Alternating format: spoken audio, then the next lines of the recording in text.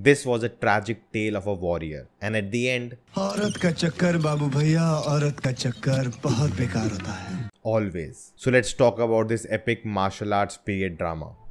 Hello guys, I'm Nona Prince and today we'll be talking about a classic Malayalam film, Oru Vadakkan Veeragatha.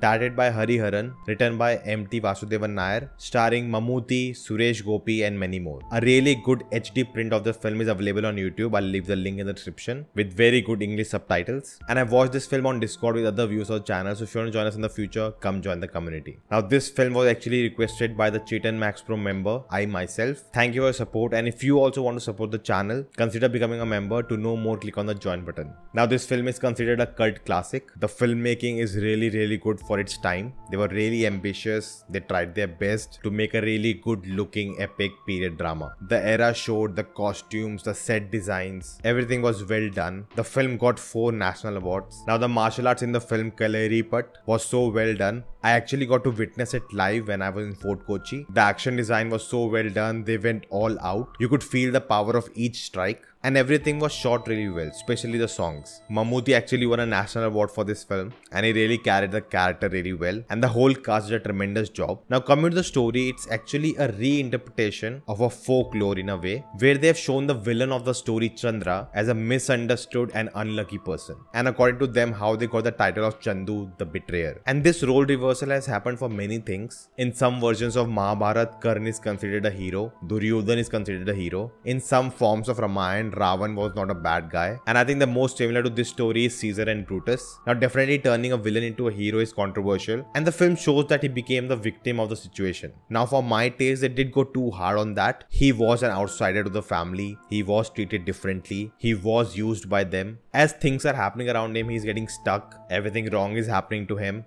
But I expected more nuance from the film, which I felt was missing. It was pretty much black and white. There were grey areas, but we don't spend that much time on it. If we are turning the villain into heroes, so we have to turn the heroes into the villains, which is very simple and straightforward. I definitely enjoyed the movie throughout. I was engrossed in it, but by the end of it, I was getting this feeling of Forrest Gump. Chandra's love life, oh my god, give this guy a break. Every woman in his life. And I would not say it was their fault, you know. He was so gullible, he was so naive, so easy to manipulate. And that's why he was being used again and again. And at every moment, the movie was making him a victim. But by the end, I didn't have any sympathy for him. Because in every plot point which you have taken from the folklore, you're reversing it. You're making this guy too good. You know, he's not flawed at all. He's not doing anything wrong. Everything is happening to him. And that makes the protagonist very weak. That he's not taking any actions on his own. I would have liked if they have given him more characteristics, that some things were his fault and other things people did to him. That would have been more convincing for me. Again, it's my personal feeling. I had the advantage of watching the whole film and, you know, saying all of these things. But I have to commend the makers of making such a good film, such a great writing. And for me, the best part was the world building. How there are so many schools where martial arts is taught, the battles that happen. So, you know, this world is so unique, so rich. And I wish it is explored more. Not necessarily based on true stories, we can fictionalize it also. And I have actually ideas for it.